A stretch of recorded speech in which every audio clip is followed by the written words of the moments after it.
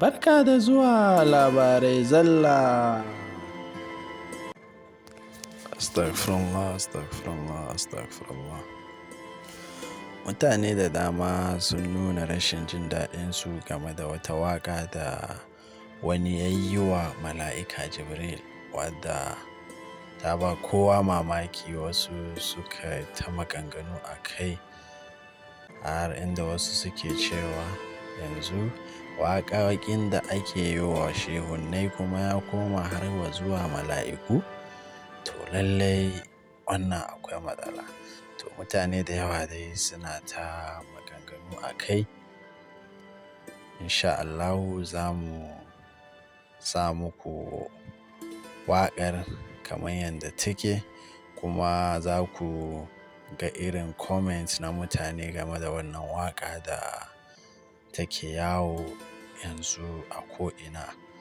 Waƙar lallai to ba da abin da za mu ce dai, sai dai Allah ya shirye mu kuma Allah ya sa mu gane gaskiya. Abu na biyu kuma shine akwai wani sako da Murja, wadda aka sani da ya gamen, da turawa 'yan Kwankwasiyya, wanda ta ce wannan sakon na 'yan Kwankwasiyya ne kawai, game da appealing ƙara zuwa Court of Appeal, da ta nuna ɓacin ranta akan delay da wasu 'yan Kwankwasiyya suke yi, da ke bayani cewa ko da yaushe idan aka yi magana sai a ce kar a yi kaza, kar a yi kaza, kar a yi kaza. To lallai ta nuna ɓacin ranta sosai a bidiyon, wanda insha Allahu shi ma za mu sa muku, za ku ga, za ku ji kuma ku ga yanda ta bayar da wannan saƙon nata. Masu kallon mu, kar ku manta da danna mana subscribe da liking bidiyon da kuma sharing, saboda saƙon ya isa ga kowa da kowa. Mun gode. Dole in maka waka saboda ka cancanta. Mala'ika Jibrilu, dole in maka waka saboda ka cancanta. Mala'ika Jibrilu, dole in maka waka saboda ka cancanta. Ka cancanta.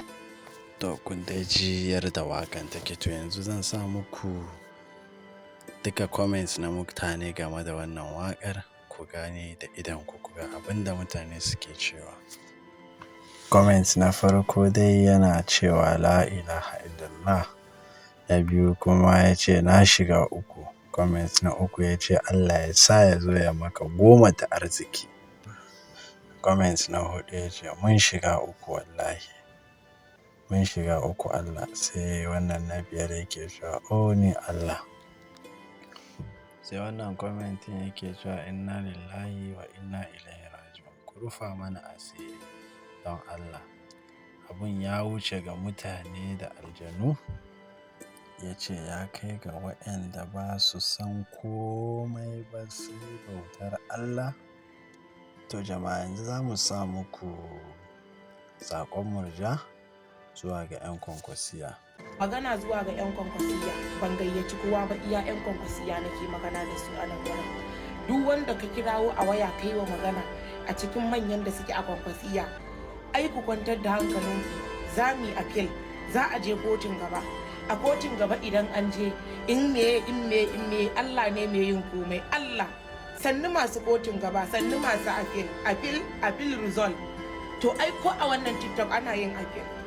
Idan suka sama community guidelines a bidiyon ka, idan kai appeal, wani lokacin yana yi, wani lokacin kuma baya yi, ba tare da kayi laifin komai ba, za su sauke maka bidiyo kuma ya tafi kenan. To haka zalika a kotun ma idan kun je, in ba wani abu kwakwara kuka tashi kuka nuna kun tsaurara ba kwa jin daɗi akan wannan abun ba, a banza man kare. Haka kuna ji kuna gani za a ɗauki wannan kujerar a ba makiya Allah, makiya adalci, waɗanda ba ta tausayin talakawa. To wannan kujerar idan ba ku sani ba ku sani, ba abba ake son gallazawa ba, ba kuma mu ake son ɓatawa rai ba, Kwankwason ake son ɓatawa rai. Amma kuma abin da aka kasa mantawa a nan gurin shine talakawa abba suka zaɓa. Kwanmu da kwarkwata da muka fito muka sha wahala domin abba gida muka fito muka zaɓa. kuma mun zaɓe shi kuma kujerarsa halattacciyar kujera ce kuma ya cancanci zama gwamnan Kano saboda shi jama'a suke so. Amma kowa ya ja bakinsa ya yi shiru a social media. In ka yi postin ɗan abinka amma magana a yi komai kaza ai ba za mu nuna musu mun damu ba kaza. Ubanka ne bai damu ba amma ni na damu. Sannan wa'anda suka san ciwon kansa sun damu. A raba ka da naira 10 halak ɗinka mallakinka sai ka ji babu daɗi. Barantana abin da ka fita tun safe da ranka da komai da guminka ka je kai zaɓe. A zo a ce an kwace maka shi shine zaka ce wai ka nuna wa mutane baka damu ba. Ubanka na ce ƙarya kake yi kowaye kai. Idan har baka damu a wannan tafiyar ba to ba dan tafiyar abba gida bane ba kai. Kuma baka fito ka jajirce akan abba gida ba. Tsoro kuke ji? Suwa kuke jin tsoro? Duk duniya babu wanda nake jin tsoro sai wanda na tabbatar da tsoron Allah yake a zuciyarsa.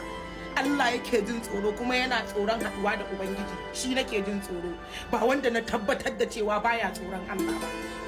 Ban taɓa ji a zuciyata ina tsoron wanda baya tsoron Allah ba tun da nake. Kuma kowa ya san wace ce Murja. Ban gaje shi ba wallahi a social media. Ko akan uban wata faɗo sai na faɗi. Rayuwa ta ce ba ta yi ma baka kashe ni. Ko ka banni da rai ko kar ka banni da rai sai na mutu. Ko ka banni da lafiya ko kar ka banni da idan Allah ya so gobe zan kurmance. Gobe zan daina ji da gani ko in gurgunce. Waye kai da zan zauna ina shakkaka. Kuna marasa tsoron Allah marasa imani, mai tsoron Allah muke tsoro. Shi yasa muka kafe sai Annabi Muhammadu. Tarbiya ta da rashin ta kai ta dama ni ba ta dame ni ba. Tunda ni ban shigo cikin hurumin Ubangiji na fito da ikon sa ba. Dan haka ku ta zama a cikin gida da ɗaki. Kuna jin daɗin rayuwa kuna cewa za a tafi apel, za a je kotu za a yi apel. In aka je apel za ku ga me zai faru, ba uwar da zai faru, su za su karɓi kujera. Dole sai kowa ya tashi. Shekarar ka nawa kana neman kuɗi, yancinka ne ba za ka iya karɓa ba, yancinka ne ba za ka iya fitowa a kansa ba, ka ba da ranka akan abin da kake so. Kun san a ina ne jihadi ya zama haramci? A gurin da ba a zalunce ka ba. Amma in dai an zalunce ka fito kai jihadi ba haramun bane ba. Ba haramun bane zalunci, an zalunce ku, an zalunce mu gabaki daya. An raina Kano, an nuna mana ba komai ba. Wannan Mohbad shine ya aka kashe shi, ake zargin ne Ramali ya kashe shi. Babu wanda yake kasuwanci a Lagos. Kano ta fi Lagos kenan. Ko kuma mun fi su wani abu. Kowa baya zaman lafiya a cikin Lagos, hankalinsa a tashe yake. Gabaki daya kowa ya ki zama lafiya a cikin Lagos. Tun da aka ce an kashe shi ku duba ku gani, mawaƙi ne shi, ɗan hau ɗan nanaye ɗan zubar gado ɗan abiyari ma a sha kiɗa, amma ana zargin an kashe shi an ƙi zama lafiya. Sai mu a cikin Kano kujerar da muka je muka bada rai muka zaɓa a zo a kawo wanda muka tsane shi a ce wai babu abin da za mu ji a cikin zuciyarmu sai dai mu zauna mu zuba ido wai mu jira appeal court. Saboda appeal court in ta ubanku ce, shi yasa za ku jira idan an je appeal court za a ɗauka a dawo da abba ita. Kuna gida kuna bacci. Menene amfanin jarumtar? Fushin da zaka nuna na banza. Kuna zaune sai dai ku kalla. Uban wa rayuwa za ta burge. Idan wannan abin ya tabbata ku a ganin ku ina da wani sauran jin daɗi ne? Da har zan ji tsoron in shiga wani bala'i, ba ni da wani sauran jin daɗi. Ba ni da shi. Dan haka ina roƙon mutuwa ta wallahi da ganin wannan abin. In ba ku sani ba ku sani, ina roƙon mutuwata da ganin wannan abin, domin rayuwa ce da ba zan ƙara yin ta a gurin iyayena ba. Sabida da na zauna su mulke ni wallahi na bar Kano har duniya ta ƙare. Kuma na faɗi kuma a nan za a tabbatar da cikin halarce ni. Wallahi da na zauna ina kallon wannan zaluncin, ko ba abba aka yi wa haka ba sai inda ƙarfi na ya ƙare. Ko yar tafiyar su ce ni naga su ne da gaskiya an musu wannan cin zarafin sai inda ƙarfi na ya ƙare, bare yar tafiyar ce ni. Gwara a ce na fara bin bola ina tsince na haukace ban san hanyar na ba, bare in san wani zaluncin da ake. Ko kuma a ce gani can na zama a nan gurin har abada, to shine zaka ji jin ɗacin rayuwa ko wani abu? Wallahi ba zan ci ba. Bugu da ƙari, hurcirin nan da kuka yi asarar ku ce. Baccin da kuka tsaya kuna da jin tsoro ko ku fito ko kar ku fito, matsaurata ne ku. To gwara ma ku fito in tunanin ku kashewa, idan wannan abin ta faru an gama kashe ku har duniya ta ƙare. Tunda ba san ku ake ba wanda zai muku adalci. An gama kashe ku, to gwara ku san cewa neman yanci kuka fito aka hallaka ku akan kuna zaune kuna ji kuna gani sai kukan bakin ciki iyayenmu zuciyarsu ta bugawa suna mutuwa. Ubangiji Allah ya cire mana wannan tsoron da yake a jihar Kano. Lalacewar jihar Kano muna zaune za a kirkiri abu a saka dole mu fito ka mu ba za mu iya fitowa mu inkari ba mu ce ba mu yadda ba. Yau ku duba ku gani karshen tsoro da lalacewar rashin Kano ta kai ku zaɓi ƙaura a kwace muku wai ku fito kuna kona ID card ɗinku kuna kaza a duk asara ku ce ku ta shafa Allah wadaran naka ya lalace